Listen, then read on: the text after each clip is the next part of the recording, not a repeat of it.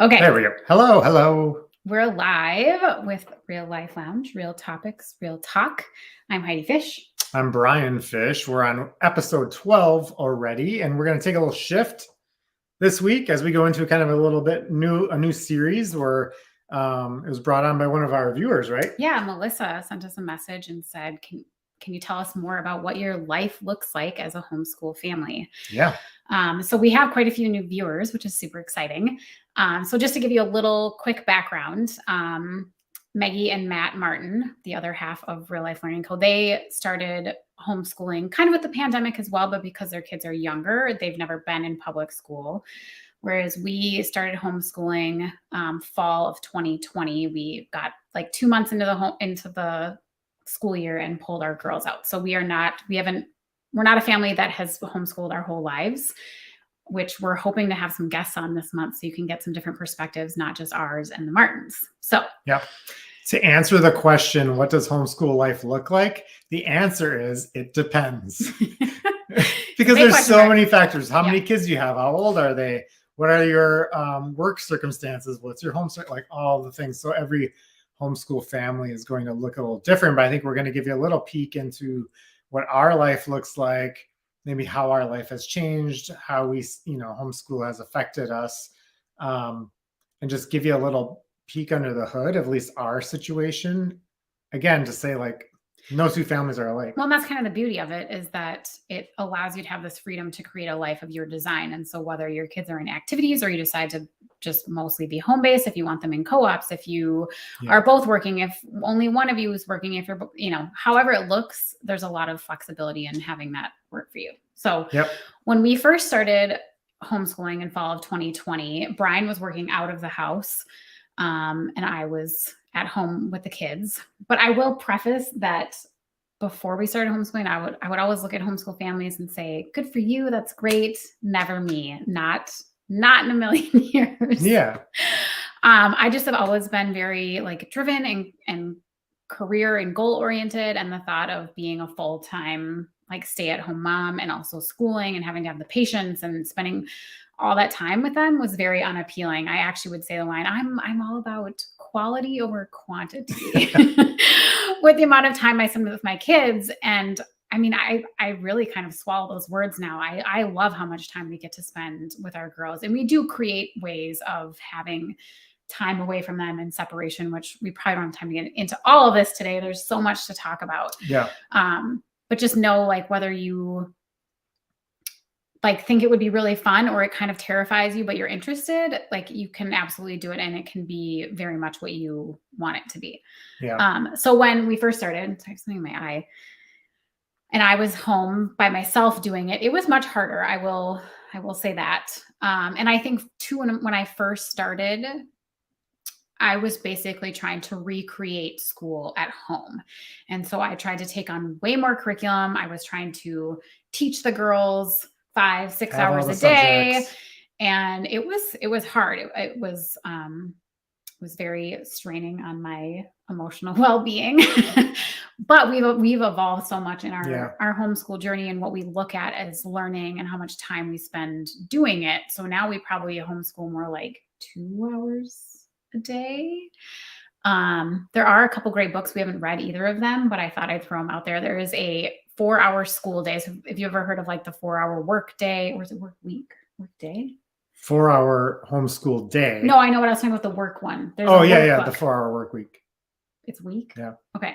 Well, there is a 4-hour school day, like homeschool book, and then there's a 5-hour school week. So just those 2 books alone gives you an example of how it can really be a life of your design and really how you're trying to immerse your children in learning opportunities and experiences outside of just like sitting at home doing a curriculum. Our experience as a homeschool family has been an evolution of trial and error. For sure. We didn't really know how to pull this off. And I think our biggest mistake was trying to replicate the school setting, because that's the only thing we had ever been exposed to. And we were trying to like duplicate that, realize like that's not what homeschooling is about.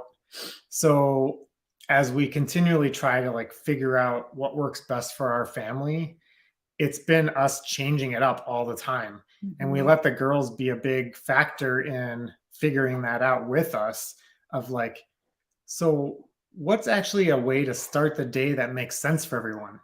Because what we're doing is not working. So, it's been a lot of that, of just figuring it out as we go.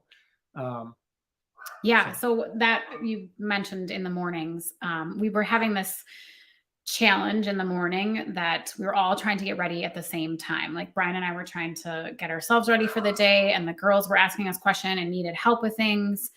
And it was just a really big point of friction for us. So we got this idea from Your Natural Learner. You should follow her. She's amazing. And she does this thing called morning invitations, and you can download calendars, but it's really coming up with a craft or an idea or a project, something that your kids can do independently in the morning to give you that little bit of time to get yourself ready and prepared for the school day, so that you're not all like in each other's space and you don't feel frazzled before you've even started the school and to day. help them with their transition. Yeah. So much of the homeschool strategy has been figuring out the transitions. Like when emotions run high, it's because we mismanaged a transition. Like as adults, we just go thing to thing to thing to thing, and kids have to understand what's coming next and then realize there's a change and a shift that needs to happen, and then be ready for that next thing. So the management of how the day flows is as important. So as I was growing up, my dad always liked to say, you can take 20 minutes to do a 20-minute job, or you can take 3 hours to do a 20-minute job. And homeschooling is the same. There have been days where it has taken us all day to check our check marks for the day.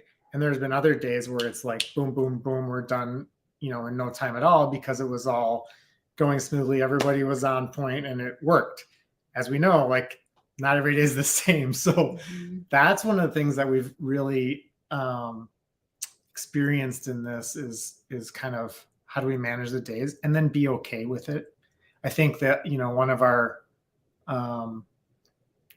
probably difficulties was like our inability to be flexible enough to realize that not every day is the same, and that there will be difficult days, and that you just go with it instead of fighting it.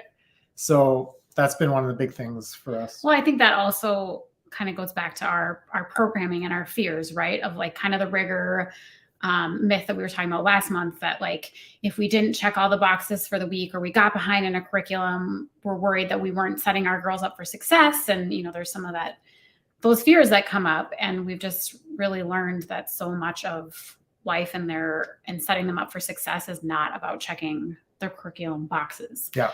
I want to wrap this up soon, but just if there's any specific questions anyone has about our homeschool life and what it looks like, either from like a timing perspective or a curriculum perspective, feel free to reach out with those questions. We'd be happy to answer them. I will say kind of our base that we always try to continue. We even do it in the summer, because then it just gives us more flexibility during the school year, and it continues their skills, but we call it our daily 3.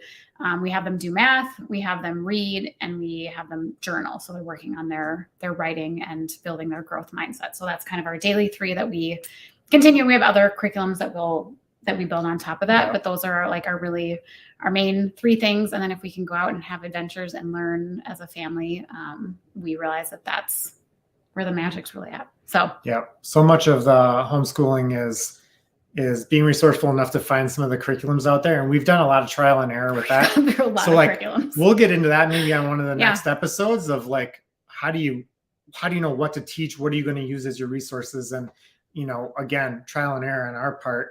But there's so many other homeschool families that you can lean on, like, hey, what's worked for you? What hasn't worked for you? So that we've done a lot of that too. Homeschool groups. And that's, with the trial and error too, is being like, okay, if you're the type of person that always finishes a book or always finishes your shampoo, even if you hate it, being okay with pivoting in the middle of your homeschool journey. Like, okay, this is not working for our family. Either it's not like the way our kids learn, or we don't love the way it's written. We don't love the content. Like, it's okay.